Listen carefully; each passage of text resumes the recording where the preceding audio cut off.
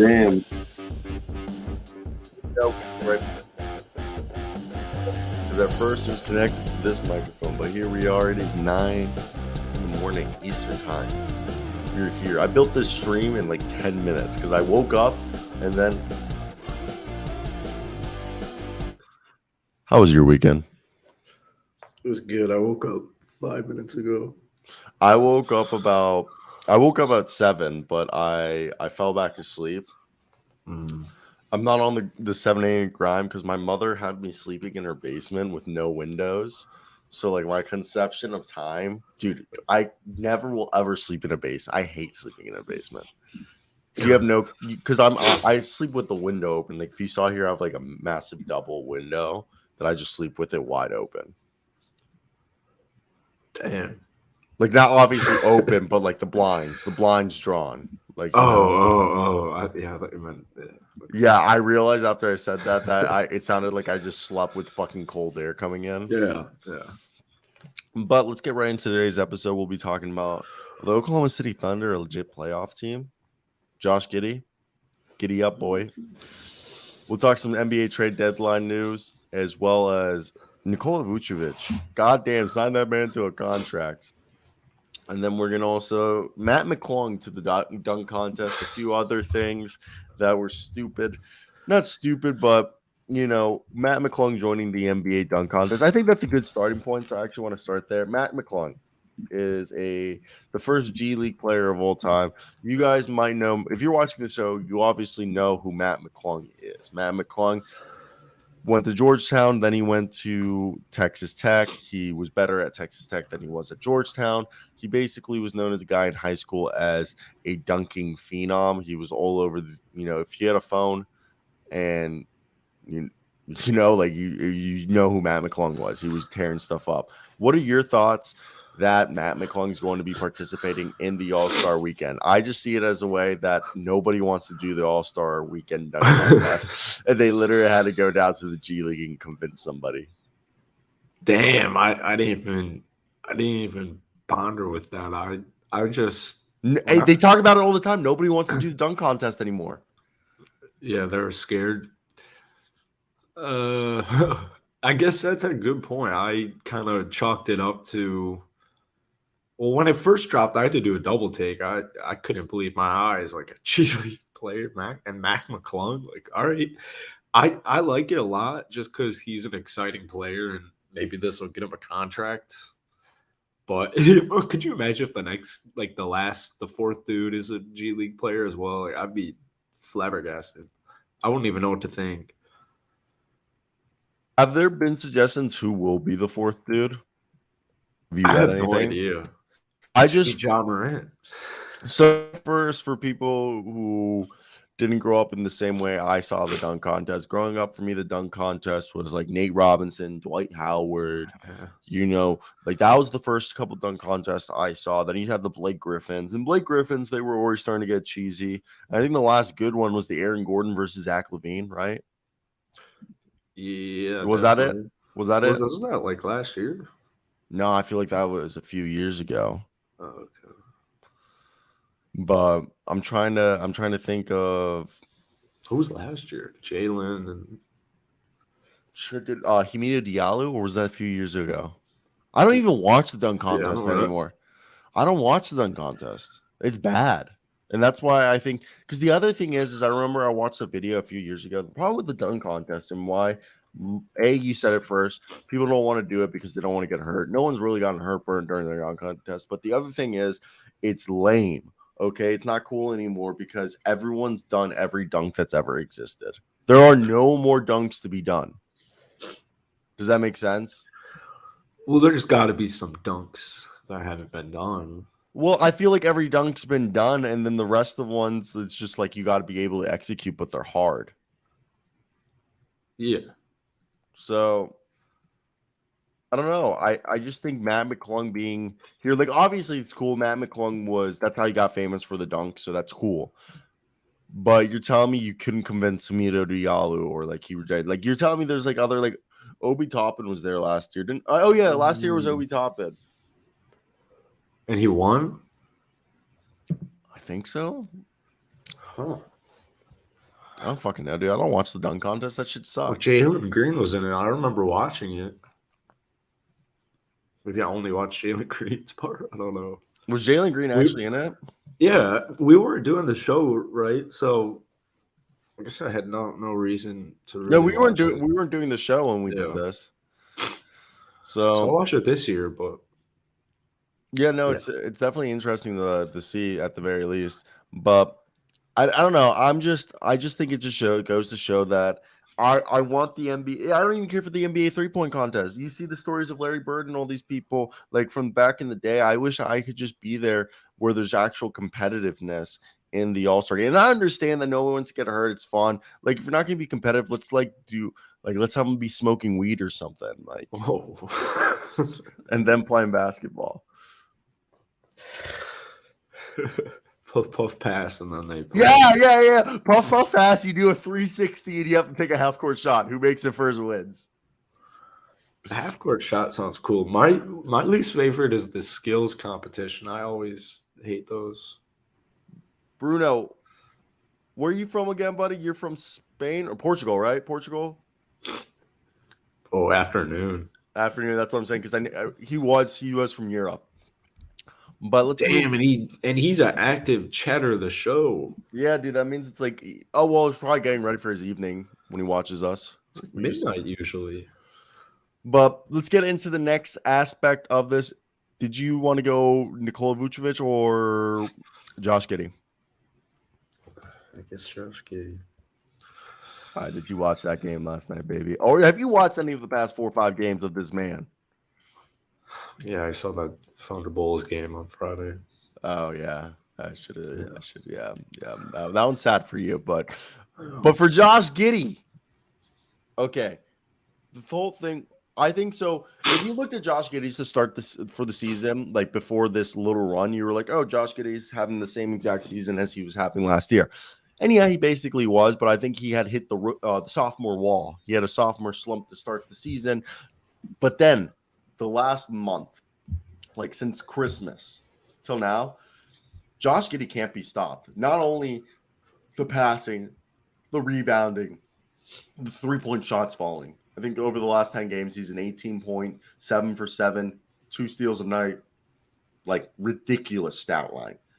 And any questions of Shea and Josh Giddey not being able to coexist because they're both ball dominant are gone. Because having Josh Giddey there allows you to play Shea off ball, but now Josh having a shot allows Josh to play off ball as Shea. And just imagine this lineup when Chet comes back, because now you have Josh Giddey, Shea, Lou Dort, all right, like then J-Dub, Jalen Williams, because people forget Jalen Williams was a point guard who grew to 6'6". What is your thoughts on Josh Giddey? I mean, yeah, Giddy up. He's dropped 20 points in 3 straight games. They took down Brooklyn last night, and then That they was took down insane. the Bulls, and then they it took was down Kevin Durant. Philly, and then they lost 1 point to Miami. So they're on a 3-game win streak, and yeah, they have to be 1 or 2 games below 500, and Josh Giddey's got 3 straight 20-pointers. So he's having a great year. In general, he's a really good basketball player. He was very annoying. Dropped like 25 on my head Friday night. I mean, I don't even know. I know DeMar was out, but I couldn't believe what I was watching. I think Shea only had like only 21 points, and it was crazy.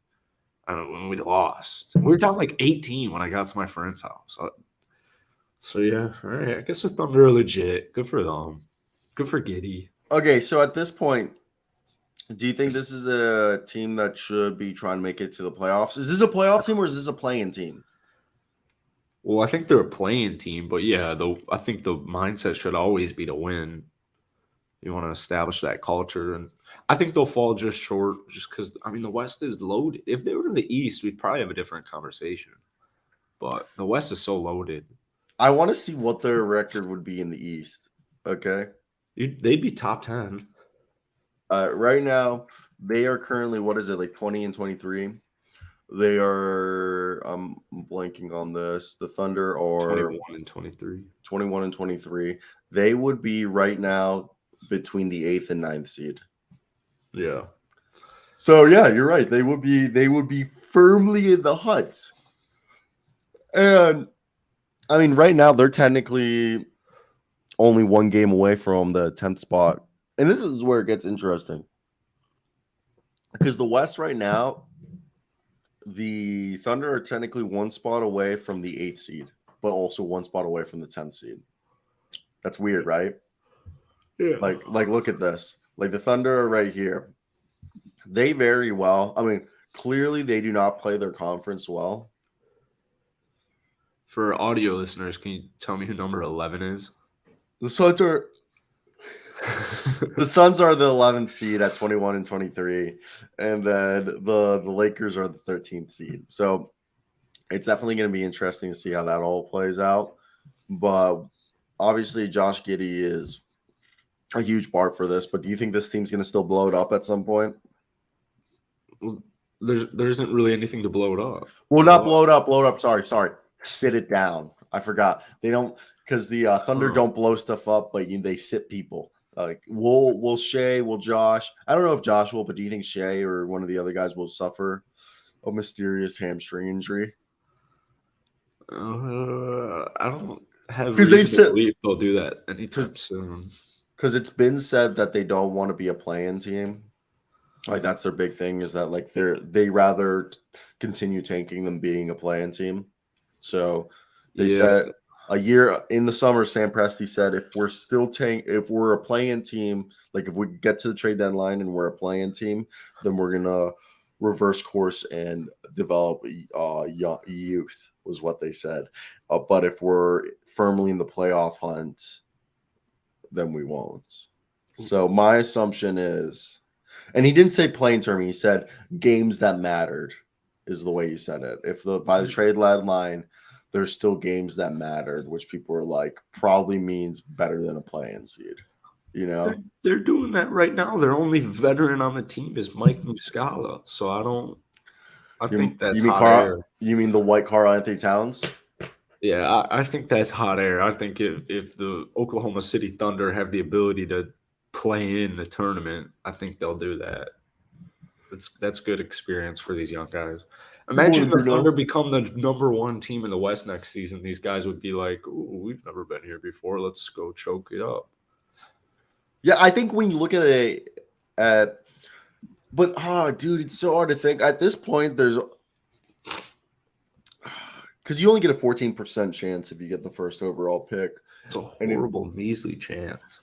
I know, and at this point, I want the Hornets or the Spurs to win. You? Like the lottery.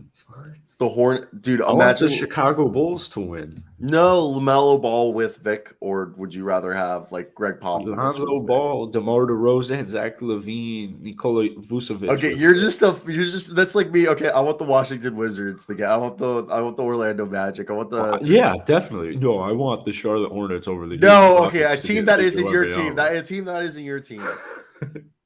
Well, I just want the record to show. I want Bulls, then Rockets to get the number one seed. But if I had to venture outside of that, I'd probably go just the Spurs.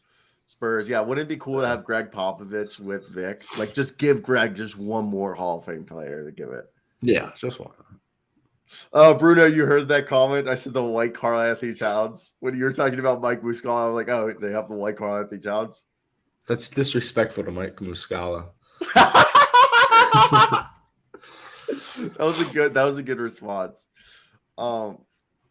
So Nikola Vucevic, I don't know how to put this down. Okay, so I'm an Orlando Magic fan, and I've always I have a sweet spot for Vuce in my heart, but I'm very aware of what Vuce is. Okay, can you win a championship with Vuce? Yes, but he would have to be the fourth option. You know, I think, and like after a game like tonight, I don't know if that statement is true, because Vuce in 39 minutes had 43 points, 18 for 31, 5 for 10 from 3, 13 points, 4 assists, and 4 steals. And Vuce is averaging 17.5 points and 11 rebounds, 38% from 3, 52% from the field. Vuce is having an incredible season that nobody is talking about. And they beat the Warriors. They dicked the Warriors for the first time since 2017. But first off, let's talk about the fact that like part of the reason why Vooch was so dominant against the Warriors was they just couldn't get a rebound over him. Yeah. But Vooch is on a tear right now. I don't know. This is the Vooch that looks like the Vooch that you guys traded for. He's better than the Vooch you guys traded for, arguably. He dropped 43 last night. No, but efficiency. Just look at his numbers. Yeah, I know.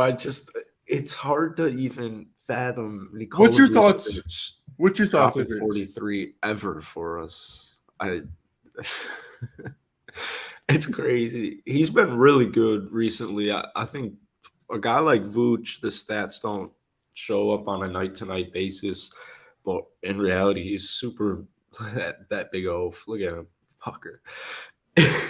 when he's balling, he's doing good for us. Vooch. And we got to play more through him, and the injuries to Lonzo and now DeMar, they force us to do such. So I'm enjoying it. And we really needed it yesterday. We're playing the Golden State Warriors, and we haven't beaten them in 6 years at home. No, I think in general it was 6 years. So I actually do believe that this team, the Brooklyn Nets, not the Brooklyn Nets, but the Chicago Bulls are a team that I'm not going to put them up with the Brooklyn Nets or the Bucks or the Celtics of the East, but the Bulls are a team that I think they could do a mini Boston Celtics turnaround. Ooh. Obviously, like a turnaround the Celtics had last year is unheard of and should not be expected to really happen again. But I think the Bulls are a team that over the last few weeks, I feel like they've done a relatively good job at turning, their fortunes around. The Bulls are currently over the last 10 games, 5-5. Nothing insane, but they're 16-13 in conference play, and they're only we're not going to talk about how many games back they're from first place, but the 6th seed, okay? They're 5 games away from being the 6th seed. So this is a team that's a 5-game win streak from completely turning their season around. Yeah, we need a fat win streak. We need DeMar to come back. Levine's done a great job too. I'm still hopeful Lonzo comes back. I know he dunked. He said that they said he's still a while away from coming back, but yeah, I mean we need all the help we can get. When you lose to teams like Washington and Oklahoma in back-to-back games, it's not necessarily ideal. We're talking about Washington's a good team. We'll teach their own. So, all right. Speaking of the Golden State Warriors, have you heard the writings on the wall? Yeah, I made a video on it last night because I saw a stupid tweet. Mine? Yeah. What was what does this mean in Warriors terms? I'm asking for a friend. I'm asking for a Warriors fan. Hey, yeah. That meant you, bitch. You could have answered that, you fucking dweeb. But over here, the writings on the wall for Draymond Green. What is your initial thoughts of that and why? This fucker still wants a max contract at 33 years old, giving me 7 points a night. I mean, tough titties, Dre. I'm sorry, but it really does seem like the writing's on the wall. It does seem like he's going to be the odd man out. Even if they want to make the money work, it seems like they're going to it sucks. I don't know. I'll take one more ring, and I'll appreciate Dre for everything he did, but it doesn't make it easier. My question is do you think what is Draymond's worth? Is he going to be a guy getting 20, 30 million? I mean, I'm fine with his contract right now if it means he stays. So like 25, 26. And where do you – because I think Draymond Green, I talked about this with Luke, that Draymond Green's kind of like Marcus Smart, that I feel like Draymond Green's most value, like the best version of Draymond Green is always going to be on the Golden State Warriors. Like no one else is going to be able to reproduce that. But my question is what teams do you think will be able to utilize Draymond Green correctly? Jordan Poole. Nobody. I mean, you got to play through Steph. So Because I see Maybe a the team. Mavs, maybe Charlotte. Would No, be I don't fine think Charlotte. fits. I think Clippers, Boston, Los Angeles, maybe. Oh, I would be so upset if Dre goes to Boston. No, he would. He would never go to Boston. But like, let's say this is just hypothetical. This is how Luke and I talked about it. We said, Luke, I was like, you know what players could switch teams and they would like be able to play like each other's roles? Ew. Marcus Smart and Draymond Green. Oh, that's so gross. But you agree though, right? They could both. Blasphemous. Who's better? I'm not even going to entertain that thought in my brain. Who's better, Marcus Smart or Draymond Green? I'm going to go with the 4-time champ, Draymond Green. That's just me, though. That's just me, though. And so with Draymond, do you think Draymond could meet up with our man, like Chris Middleton, who might be a guy who's potentially leaving the Milwaukee Bucks and form a super team? Are Chris Middleton and Draymond Green about to form a super team in Los Angeles or in Las Vegas? Yeah, Seattle. I don't know. The so, writing could be on the wall. That'd be interesting, though. That would be absurd, dude. That would be absurd. I would hate that. Just give him a top 3 pick in the expansion draft and give him Dre and Chris Middleton and let them cook. Let them cook. They don't know what's good for them. Now, let's move on to another topic, and that topic will be which trade news would you want to talk about first? Let's just go through all of them, my good friend. We're going to talk about Damian Lee's trade value. Damian Lee. Who the fuck would want that guy?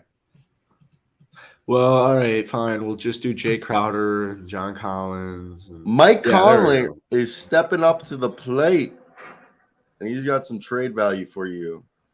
What are your thoughts? The Los Angeles Clippers. Oh, goddamn ad.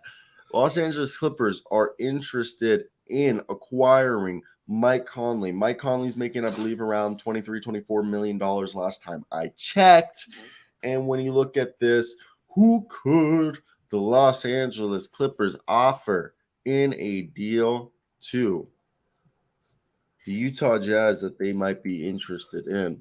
Now, when you look at the current salary situation for the Jazz and the Clippers, the Jazz probably just want to trade Mike Conley, maybe attach like Taylor Horn Tucker, but 22.6 or $23 million you need.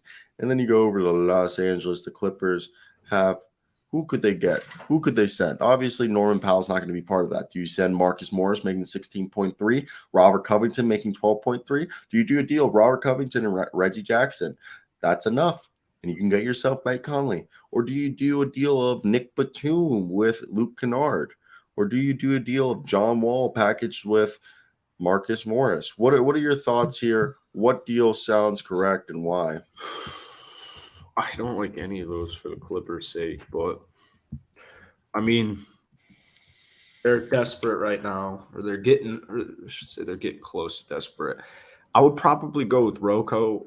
It seems like he's kind of more on the outwards. Amir Coffey's nice too. Not to trade him, but if you give up Rocco,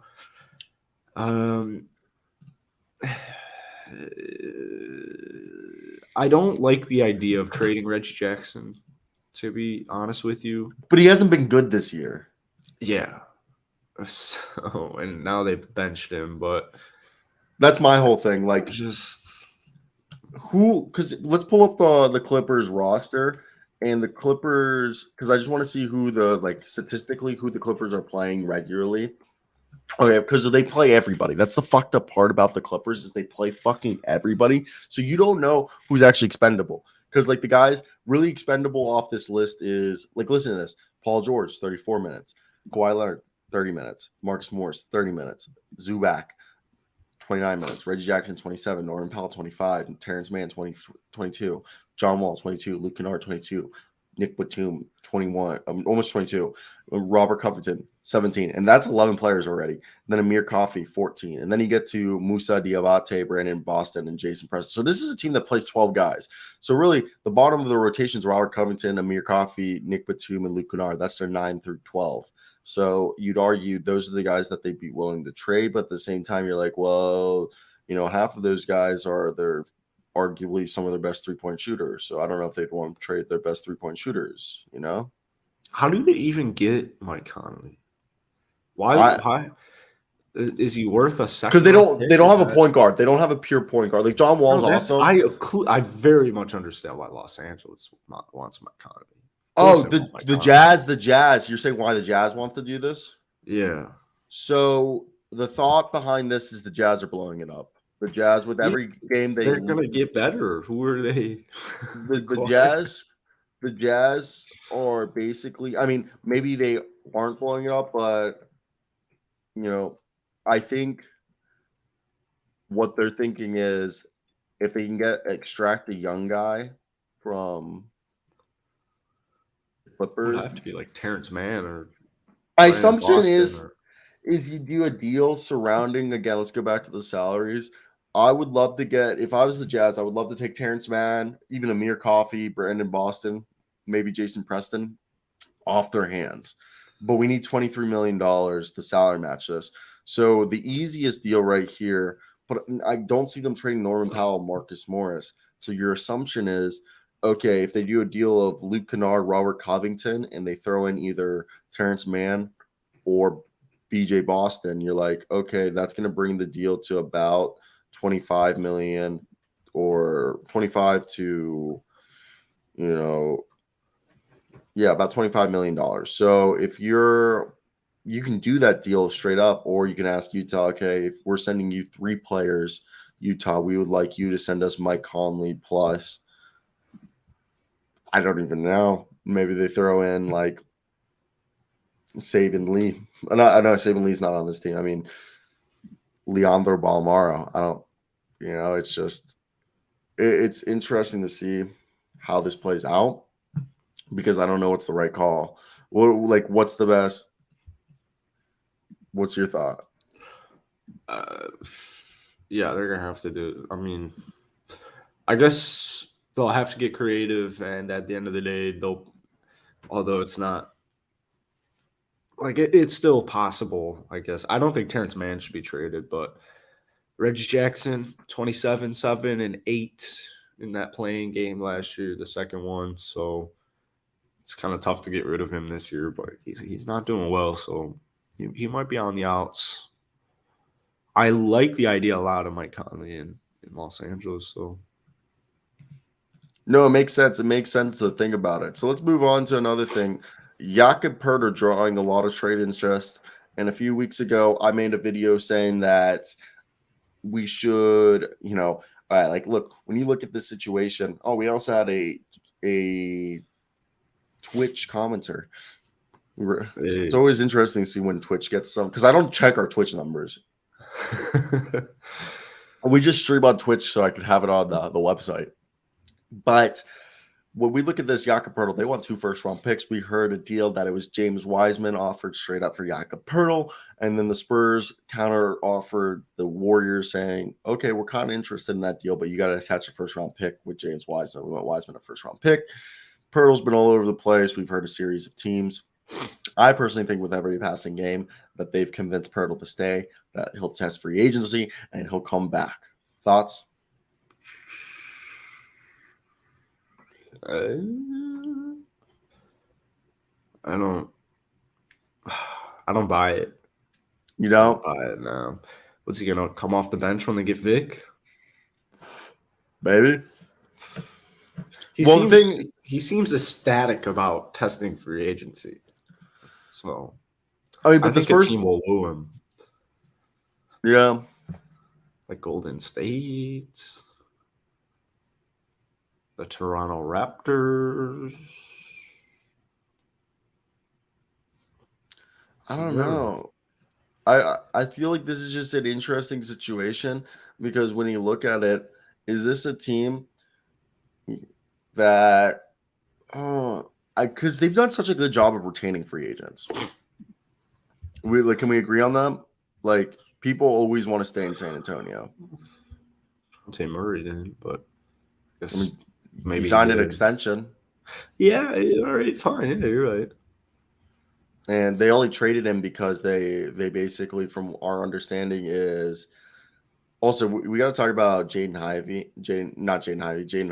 He had a breakout game last night, but I wanted to say that, like, I think the Spurs do a good job of retaining people. Maybe they talk with him. They're like, hey, you can test free agency, check out the offers, and if you don't find, you tell us what you're getting offered, and we'll match it.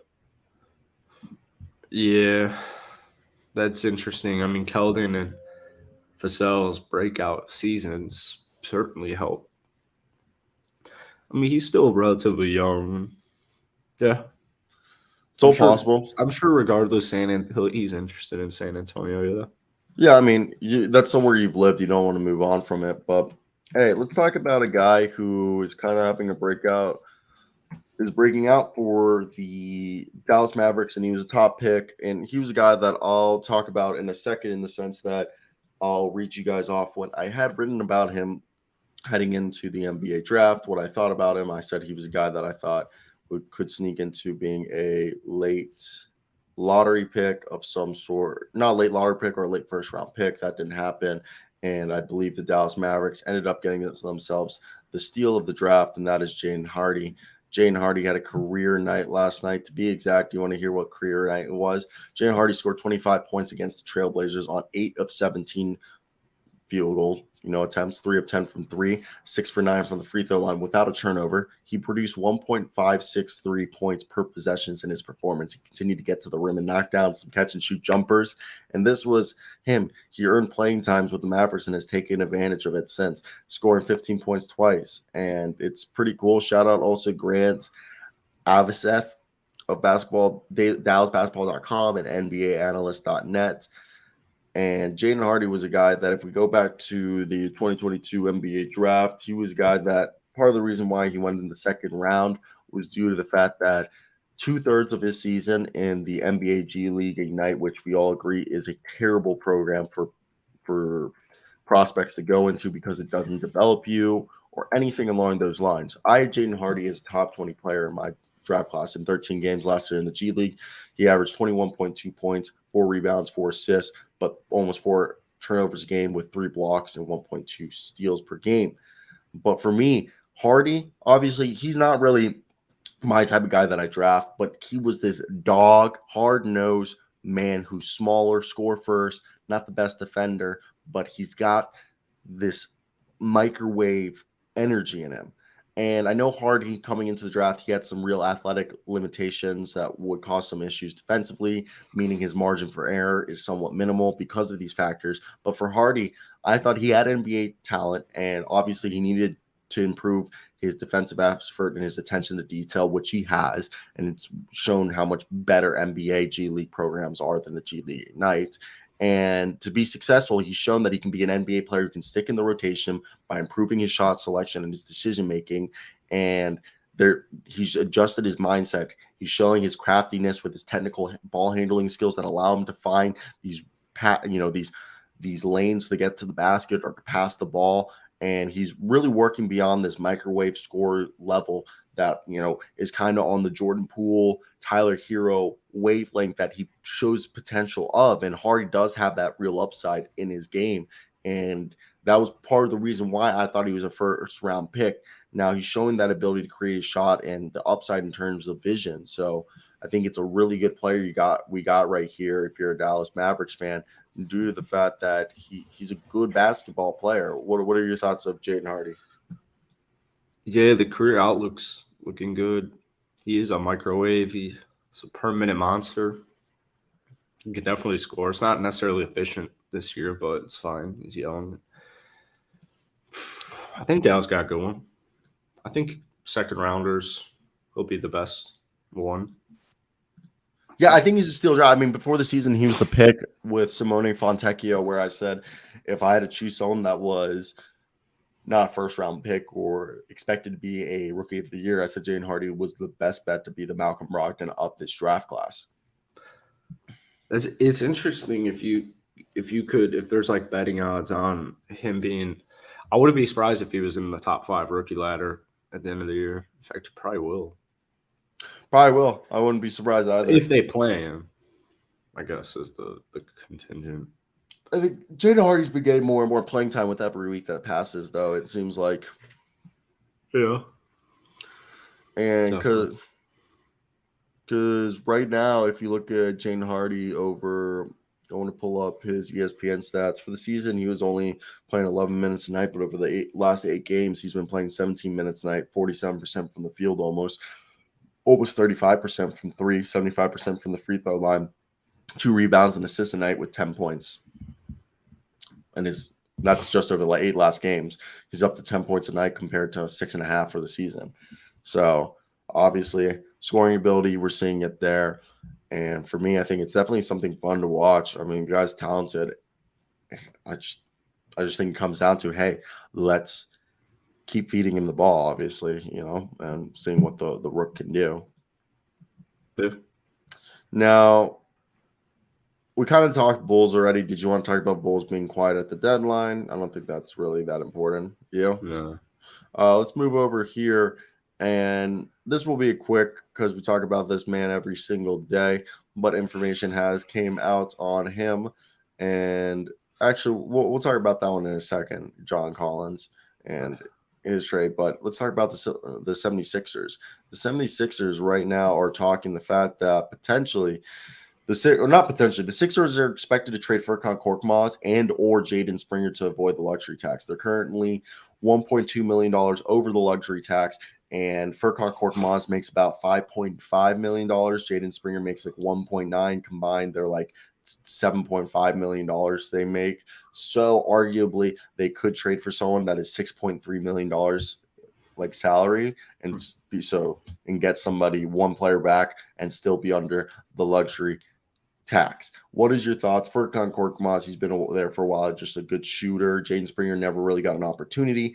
I joked around and said, why don't they trade Furkan Korkmaz and Jaden Springer to the 76ers for Cam Reddish? It actually works out perfect. Cam Reddish 5.9. Jaden Springer screams Tom Thibodeau, and Furkan Korkmaz gives him a shooter. What are your thoughts right there? I thought that was the easiest thing I could think of. I don't think Philadelphia is interested in a trade like that. They're rolling. They're top seed. I don't think they're going to bring in a guy like Cam Reddish. It's pretty risky. So really? Vetoed. Yeah. Vetoed. Denied.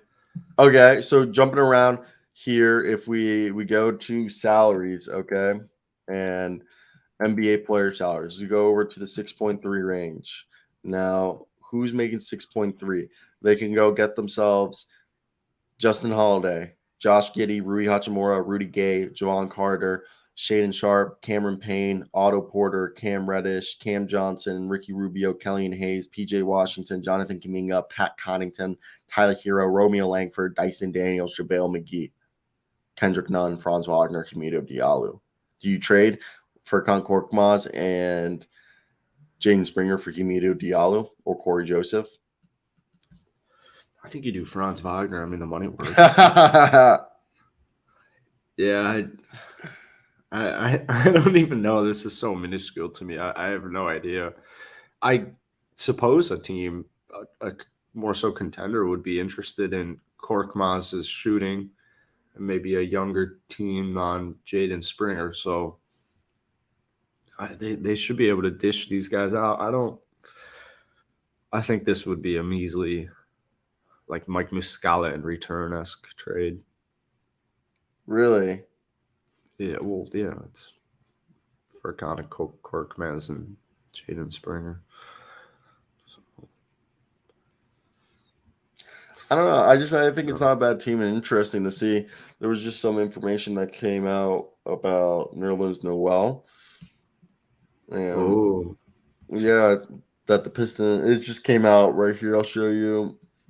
Pistons are not likely to move Al Burks, basically, and that Bojan Bogdanovic is going to cost them at the very least. a first unprotected first round pick. And then the other thing is right here, they're saying the Miami Heat, Denver Nuggets, and Dallas Mavericks are the most engaged teams in talks for Nerlens Noel. And Sadiq Bey's available for pennies. No, Detroit has not made it seem like Bey's Oh, available. yeah. Okay. Phew. He's Yeah. been hooping recently. I like the Pistons a lot, so I agree. I like the Pistons a lot too. But I'm not I going to guess sit. Noel is going to be the one to go. Yeah, it just makes the most sense. Now let's move over here.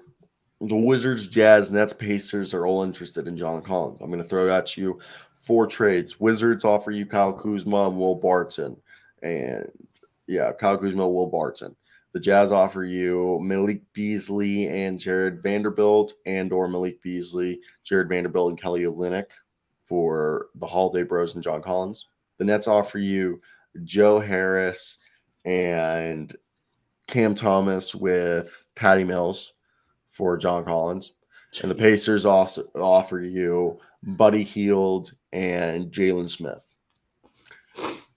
Which of those deals would you take?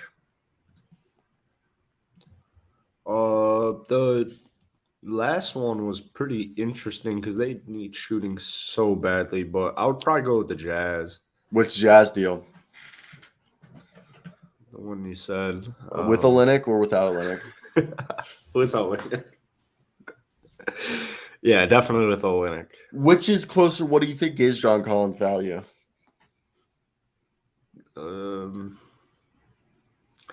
You know those chewy granola bars?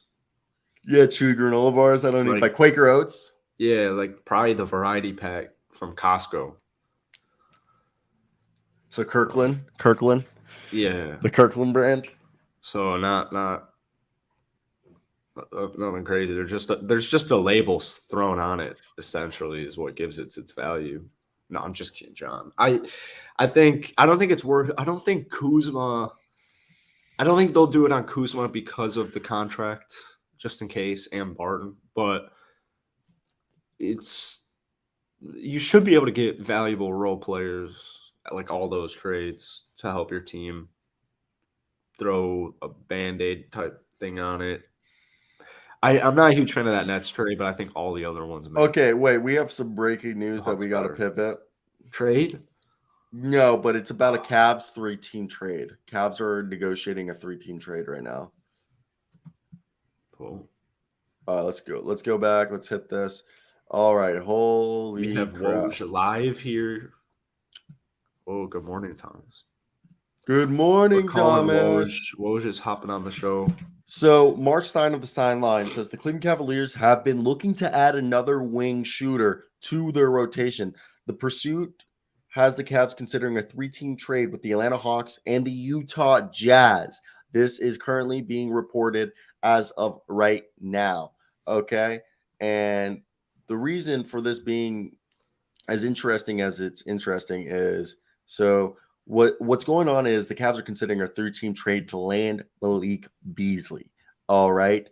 And it's interesting due to the fact that this is a guy that the Cavaliers, talked with Utah to bring in Donovan Mitchell. Now the Cavaliers have been looking to add another wing shooter because Karis LeVert, Jetty Osman, Dean Wade, and Lamar Stevens haven't cut it.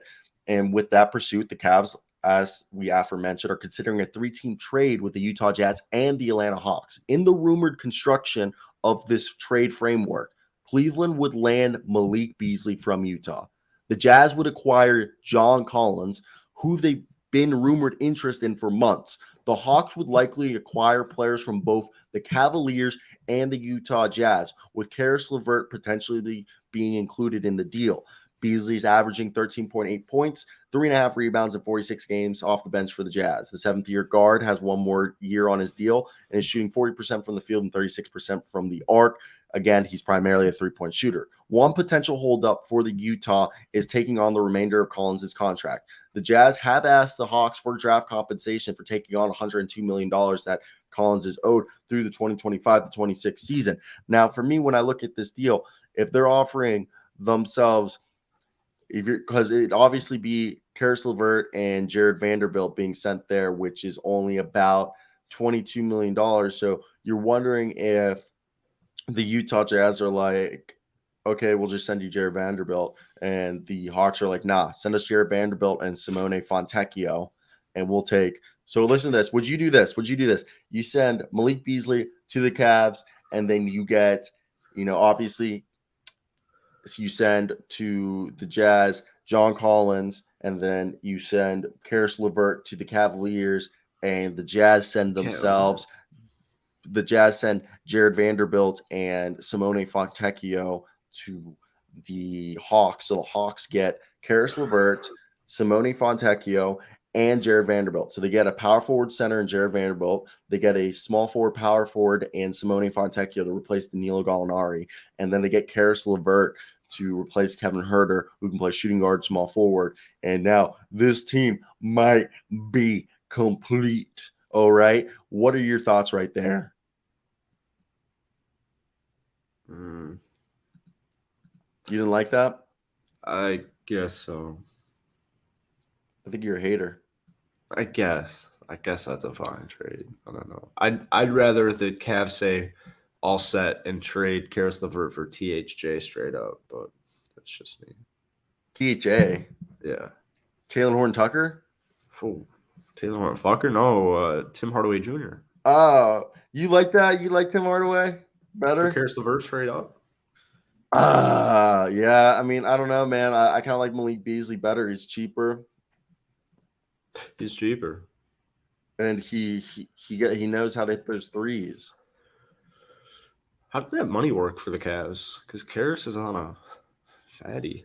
So the way the money would work is Karis LeVert's making $18 million and Malik Beasley's making 15.58. So actually, in this deal, the Utah Jazz, they would be sending out, if they did this deal, they'd be bringing in $38 million total in salary because John Collins is 23, Malik and Karis LeVert is 18. So that's actually $41 million in salary. So I don't specifically know. And the assumption is if maybe they trade Mike Conley, they could get this done.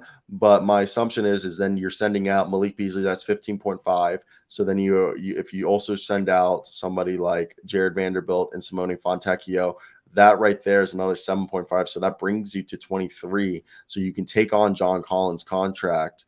But so wait, yeah, you're only taking on John Collins' contract. So Malik Beasley and Jared Vanderbilt and Simone Fontecchio, and you're only taking on John Collins' contract because I just confused myself right there. You take on John Collins' contract, okay? That's the only contract you're getting. That's basically the only player you're getting. Maybe you get a pick. You send out $23 million.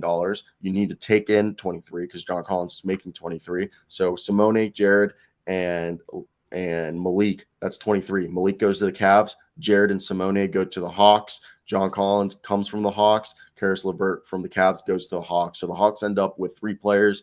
The Jazz end up with Collins, and the Cavs end up with Malik. Malik's 15.5 compared to the 18 that Karis makes, and John Collins makes 23. Malik Beasley is making 15 a year. Malik Beasley's making 15.58 this year, and then next year he has a team option for 16.5 on the season. They live in a simulation. You don't like it? No, that's fine. I think it's definitely an interesting, how it's playing out. I wonder. I wonder. Why is there so much money? Why are these guys getting paid so much money? Because the TV deal is like huge. Like I live in a society where Malik Beasley's making $16 million a year for playing basketball. It's just crazy. That sounds so mean to Malik Beasley. I'm sorry, Malik. I know you're watching. It was a little mean, but it's just crazy. These guys are getting paid absurd amounts of money, but it's hard to constitute it in my head. I guess they bring in a lot of money, but I don't know. I just feel like the deal makes sense to me in a way. Yeah. The deal. Yeah. Like it could have been worse, John Collins gets traded for that though. I'll be laughing. Really? Oh yeah. don't think it's a terrible deal. I think the Hawks win in that deal. They get 3 players. They get a replacement for. Simone Fontecchio is not going to play on this team. Dude, Simone would play. We both know He's that. not going to play. We both know he's not going to play. Simone would play. Like once every week. Nah, you'd be their Danilo Gallinari 2.0. I don't think they're just going to throw him in the Danilo Gallinari role. Really? That would be cool. I want that, though. Good thought, right? I do want that to happen, but I thought that would happen for the Utah Jazz, and that never did, except maybe twice. Yeah, they flashed him a few games, and then they're like, "Oh, that's all. That's all the Simone you'll get this season." Yeah. So, I mean, are you right about that? Yeah, but I don't know. I think it's definitely interesting to see this deal. It was obviously it's going to be interesting because we've been waiting for a John Collins trade for how many months now? 2 years? Yeah, ever since he got in the league. No, ever since he signed that contract. Since the start of the show, we've been discussing John Collins trade rumors. It's been long. We started this show in 2002. So Yeah, since he was born, we've been talking about them. Wait. What? What year was John Collins born? Oh, Nick Upton has came. Oh, finally, it's 1997. Thank God. If John Collins was born in like 2003, I'd cry. I would literally cry. Damn, Armando. I wasn't trying to destroy Vucevic. You went back into the show. What I was saying was I was joking. Well, I don't know if I was joking. Hey. Nikola Vucevic is not a 4th option, you fucker. Maybe he's a 3rd. Yeah, he's a 3rd with a point guard who's coherent and not named Ayo Dosunmu. That I don't mean Ayo's not coherent. I mean like an actual starting point guard like Lonzo Ball that we have on our team. All right, you know what time it is, though, bud? It's closing time. It's closing. You don't gotta go, but you can't stay here. Let's everyone head on over to FS1. Our Skip and Shannon are up next. Alrighty, let's get right into today's episode of Pertal. You know what time it is. It's a game that we like to play before the end of every episode, and that is Pertal. Here we go. Let's see who's in. Well, that's far this. away. Huh? That's far away. What? The Pearl. Is it too far? Yeah, there you go. All right. That's Austin Rivers. That's a really good guess. Oh, so you played for Minnesota? Okay. Who did Minnesota trade away this summer? I know what it is. I don't fucking know who this is. He's in the East. Oh, never mind. Then he played for Minnesota. It's Rudy Gobert. No, it's not. Oh, I have one guess that's not it. Who? Well, I don't want to use 2 straight guesses. It'd be great if you guessed him just coincidentally. Okay, I'm just trying to guess my former Timberwolves. Oh, he's not a guard, so it's not him. Yeah, this guy is old. That was a good guess, right? Oh, wait. I have the answer. Wait. Oh, and I don't. Thought it was June Butler. Oh, D Rose. No, it's not a good guess because he's not a guard, but I guess you got some stuff off for us. No, it's not Dario Saric.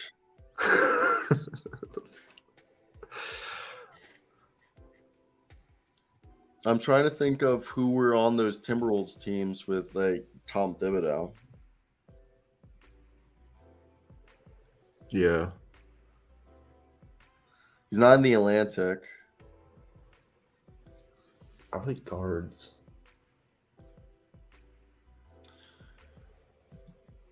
It's 34. He's what the kids call an old head. Who's 34? What if And he's still still on? Oh yeah. Who's in the East? Oh no, it's not Bismack Biombo. It wouldn't be Ish Smith. No.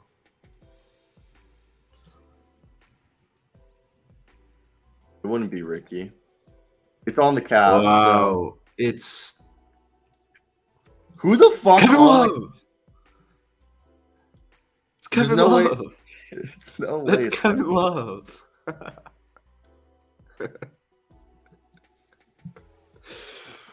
Oh my. Hey, you saved it. Oh, I thought it was a guard. No. I don't know why you thought that. I don't know. why I thought After it- we knew it, after the first guess, we knew it wasn't a guard, and then you went with a guard and Derrick Rose, and it still wasn't a guard. I was convinced it was a guard. Ooh. I also already, while we were recording that Malik Beasley thing, I made a video of that. Yeah, you've been doing that a lot. When I do my rants, I just record on my computer and then I edit it. It's genius. Because I don't only know if record, Genius is the right. I word, record but my would s- rants. I would say it's efficient Yeah, you're efficient. ish. Your mom. I mean, at the end of the day, it's still like a 4-minute video. But I'm about to put more to it. I'm about to add to it. if my car is completely dead, do I and I need a new battery? Probably. Do you think I should call like roadside care first, or You need a new battery in your car? probably? How far do you live from like an auto zone? Well, that Like, I- what's that's the- not. Do you have tools? Because you do it yourself. Like, can you Uber to the store, No. buy a battery? Okay, yeah, then call roadside assistance. And if I need a new battery, they'll like tow it there. Your shop. Yeah.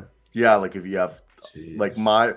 I'm with Geico and I have Geico roadside assistance, which allows me up to 200 miles of towing to a shop. Oh damn. So look into your plan.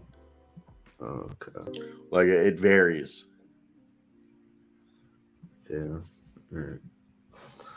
Well, we're back to our new time. What did you think of it, Jackson? I really liked it. It was good. It was efficient.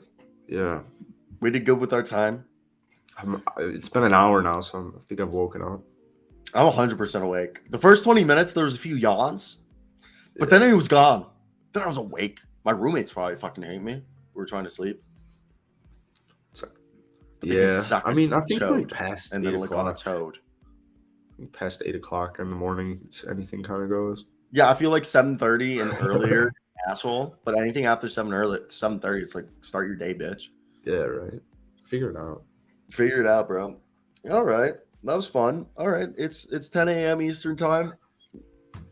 This stream's gonna have 500 views.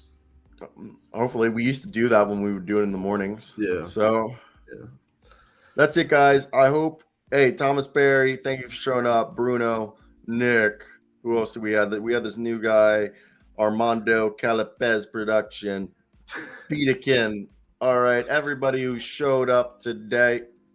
All right. I wanted to go home. Can't Yeah, see we'll miss your it. boy your boys during Tubby time in a non-weird predatory way.